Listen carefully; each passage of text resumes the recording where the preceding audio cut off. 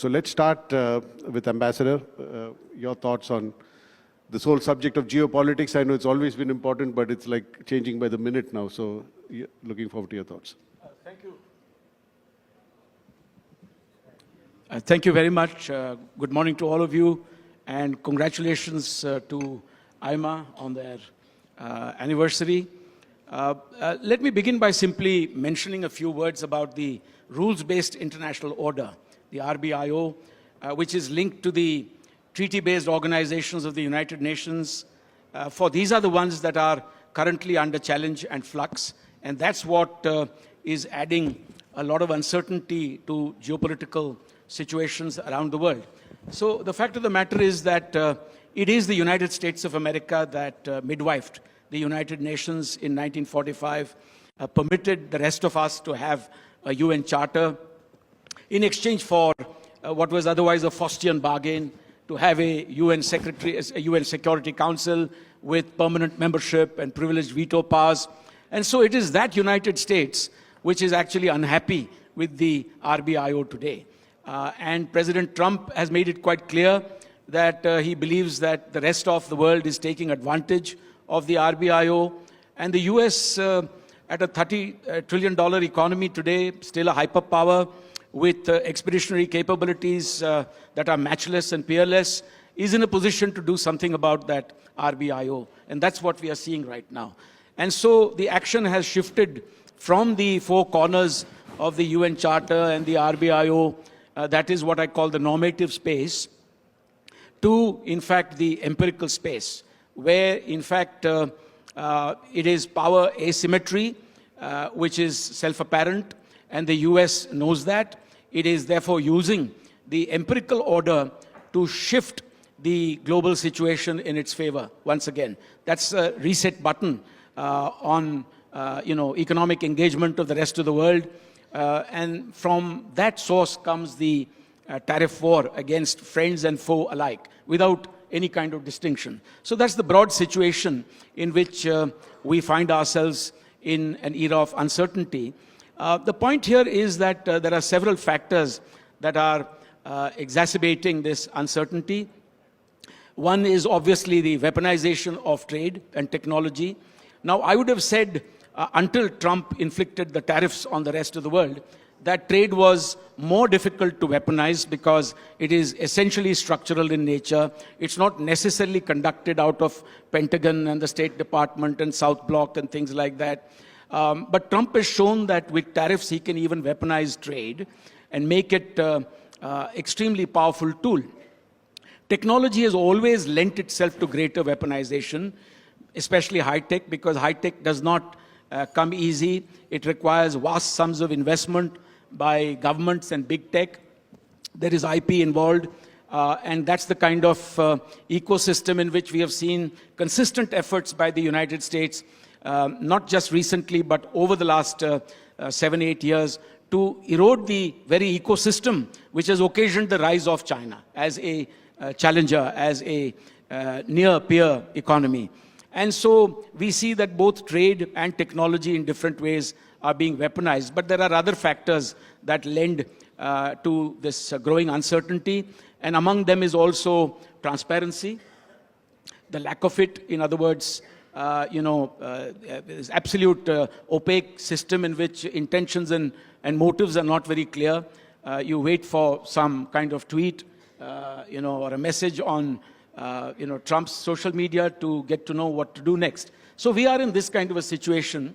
And I think everybody is looking at de-risking in terms of looking at alternatives. India has done well for itself by hedging its bets, engaging in very resolute, determined, and patient negotiations with the United States of America. Having concluded an interim trade deal, I should say it's like, in a sense, the father of all deals. We should leave the nitty-gritty to the people that know the subject. I'm not going to comment on which codes and which particular product should be deemed as successful as part of the negotiations or otherwise. So we've done well there, and mother of all deals, of course, was the one that we did with the EU. And we have a number of other FTAs that we have chosen to engage in. And this is very important because India's uncertainty also comes from the lack of a presence in the RCEP and the CPTPP. And so therefore, for us to put some kind of certainty, we must engage in bilateral, trilateral, minilateral, plurilateral kind of engagements so that we can also engage in a bit of risk mitigation, diversify our markets, reduce our overweening and overwhelming dependence on any one market. That includes, of course, the biggest market in the world, that is the United States of America. That is a very important market, though, because it has occasioned the rise of virtually every country with which the US had a benign and cooperative relationship. Historically, whether it was Japan that rose phoenix-like after the Second World War, whether it was the Asian tigers that followed, whether it was China that followed in the late 70s and 80s and 90s. The whole point here is access to the US market makes for success in the long run. So we must continue to work at that. But at the same time, we must also work on other alternative markets around the world. I mean, these would be my opening remarks. Ambassador Chinoy, coming back to you, many years back I read a comment that earlier countries became powerful after they became rich. But with the growth of China and India, you become powerful before you become rich. And you kind of followed China for a long time. How do you see this journey that China has made even in the last 30 years? And how do you see India learning from that journey for the next 30 years?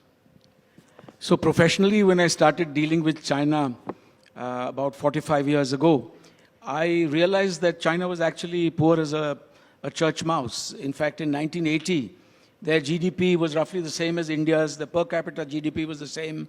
By 2000, it was twice as big. By 2010, it was 4 times as big. And by 2018, it was roughly 6 times as big. Now, because we are growing quite well, it has come down to something like 5 times as big. But the point is there is a huge power asymmetry there. So the real question for us should be, how is it that China was able to translate its human resources, its large geography, and access to certain resources into making it the world's second largest economy and the world's largest trading nation.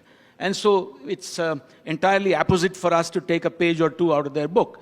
The first thing I would recommend here is that we need to study how they always linked FDI to technology transfer. Whenever they permitted JVs to be held in China, to be incorporated in China, it was always with attached conditionalities for transfer of technology. It's not that they have spent a great deal on R&D.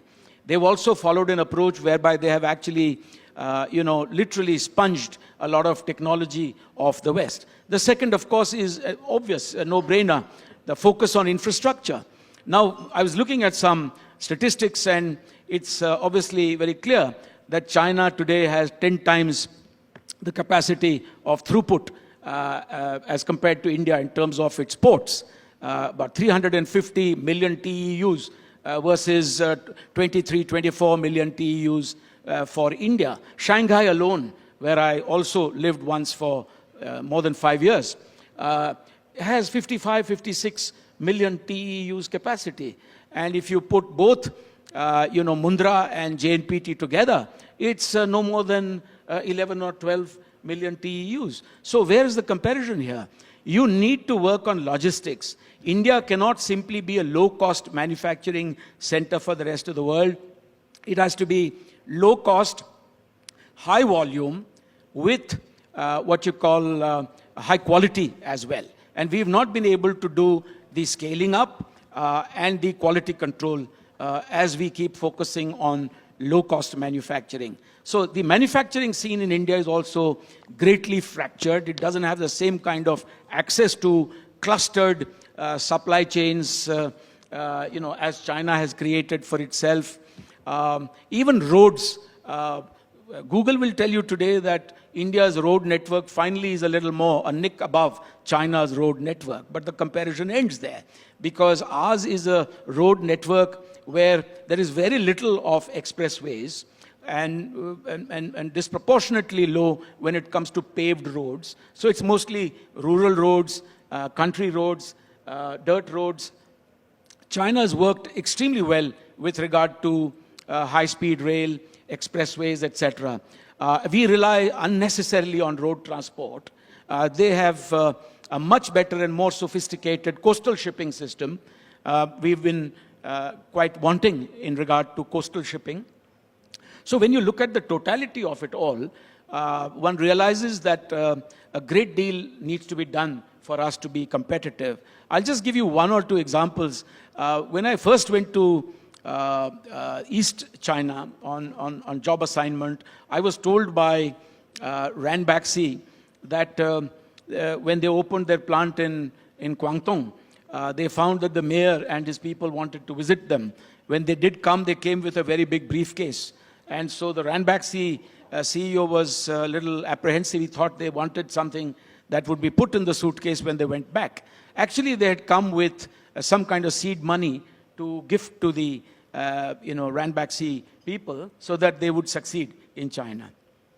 I'm not trying to say that they have a better system or otherwise. There's no judgment being passed here. But it's true that even in the case of Dr. Reddy's laboratory in Kunshan or Sundaram Fasteners, I know that their experience in East China was very different, because once they had power shortages and the local government came and said that, look, we don't want you to suffer in terms of your manufacturing capabilities and your wonderful addition to our special economic zone here. So we will put up a separate transformer for you.